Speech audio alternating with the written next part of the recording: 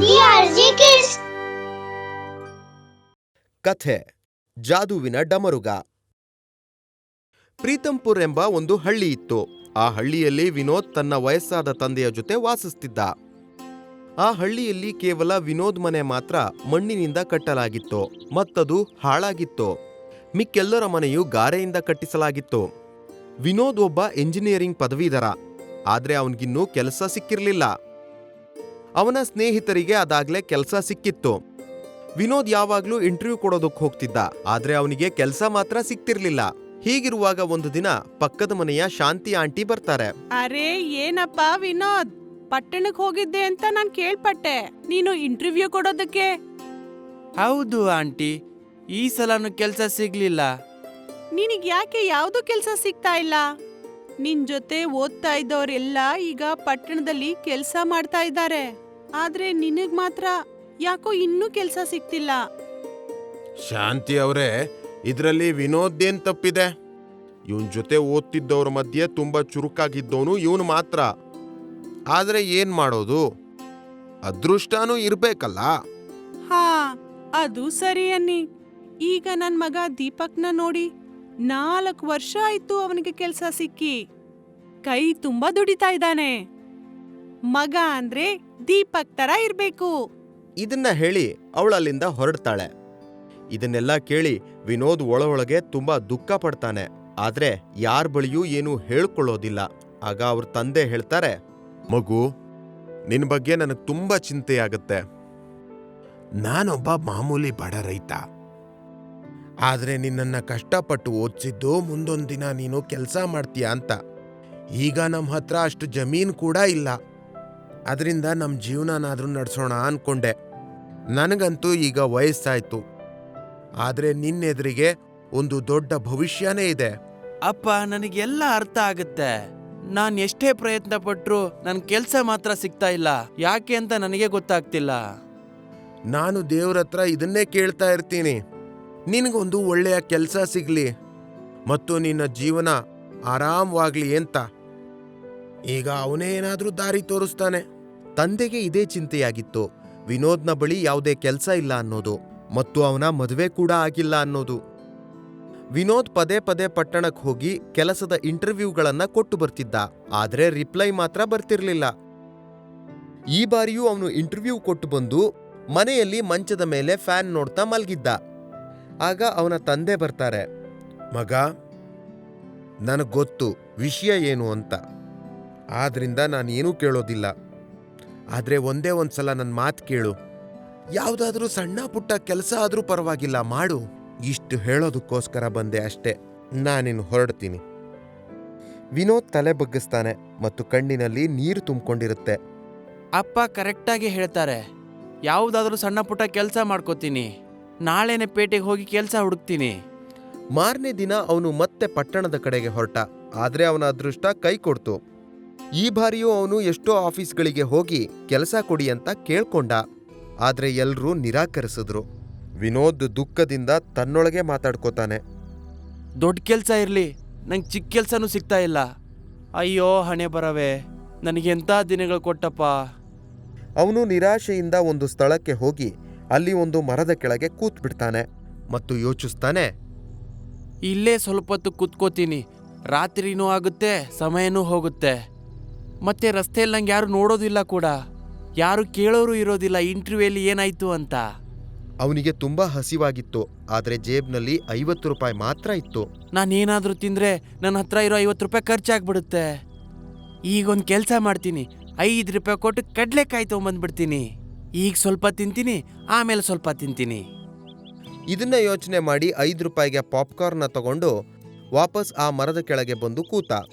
Popcorn ತಿಂತ ತಿಂತ ಅಚಾನಕ್ಕಾಗಿ ಅವನ ದೃಷ್ಟಿ ಮರದ ಕೆಳಗೆ ಬಿದ್ದಿದ್ದ ಒಂದು ಸುಂದರವಾದ ಡಮರುಗದ ಕಡೆಗೆ ಬಿತ್ತು. ಇಲ್ಲಿ ನೋಡಿ, ಎಷ್ಟು ಸುಂದರವಾದ ಡಮರುಗ. ಆದ್ರೆ ಇದರ ಅದೃಷ್ಟ ಕೂಡ ನನ್ನ ಹಾಗೇನೇ ಇದೆ. ಇದನ್ನೂ ಕೇಳೋರಿಲ್ಲ, ನನ್ನೂ ಕೇಳೋರಿಲ್ಲ. ಏನು ಕೆಲಸ ಸಿಗದೆ ಇದ್ರೆ ಈ ಡಮರುಗನ ನುಡಿಸ್ಬಿಟ್ಟು ದುಡ್ಡು ಮಾಡ್ಕೊಂತೀನಿ. ಇದನ್ನ ಯೋಚನೆ ಮಾಡಿಯೇ ಮನಸ್ಸಿನಲ್ಲಿ ನಗೋದಕ್ ಶುರು ಮಾಡ್ದ ಮತ್ತು ಆ ಡಮರುಗವನ್ನ ಎತ್ಕೊಳ್ತಾನೆ. ಗೊತ್ತಿಲ್ಲ ಇಲ್ಲಿ ಇದನ್ನ ಯಾರು ಬಿಸಾಕ್ ಹೋದ್ರು ಅಂತ. ಇರ್ಲಿ ಬಿಡಿ, ಇದನ್ನ ನನ್ನ ಜೊತೆಗೆ ನಾನು ತಗೊಂಡು ಹೋಗ್ತೀನಿ. ಹೀಗೆ ಹೇಳಿ ವಿನೋದ್ ಡಮರುಗವನ್ನ ನುಡಿಸೋದಕ್ ಶುರು ಮಾಡ್ತಾನೆ.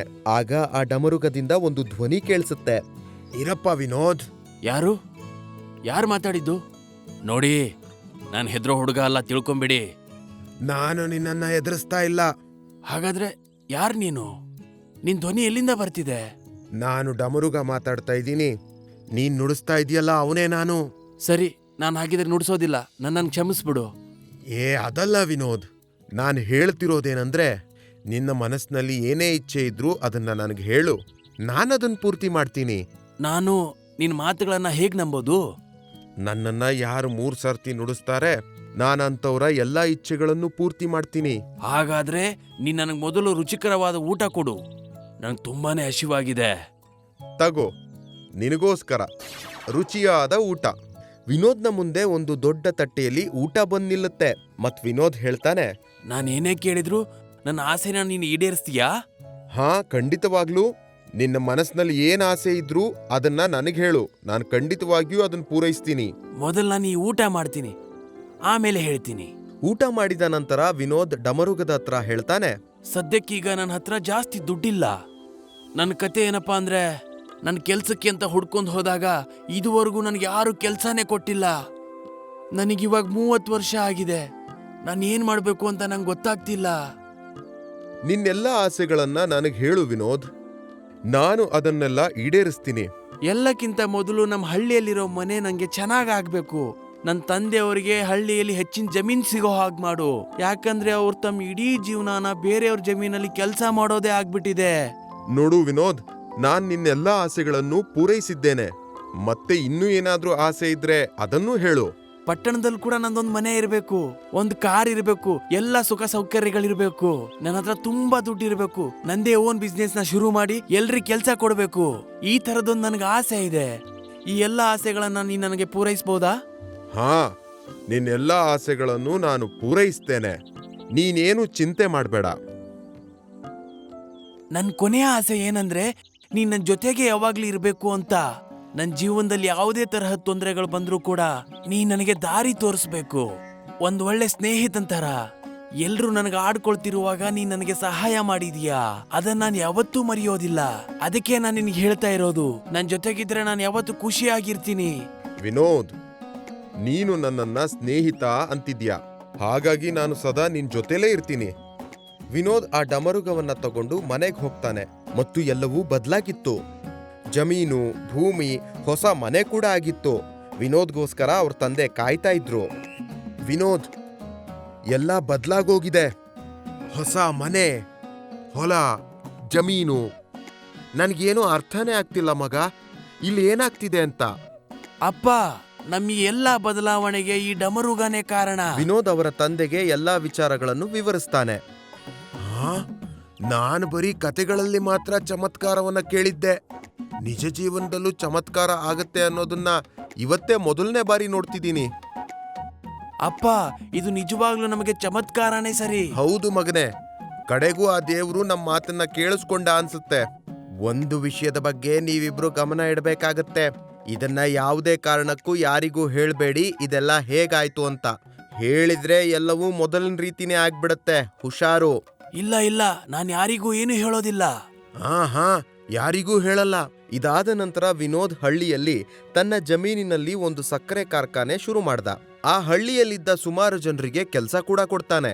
ಪಟ್ಟಣಕ್ಕೆ ಹೋಗಿದ್ದ ಇವನ ಗೆಳೆಯರು ಕೂಡ ವಾಪಸ್ ಬಂದು ಇವನ ಜೊತೆ ಕೆಲಸ ಮಾಡೋದಕ್ ಶುರು ಮಾಡಿದ್ರು.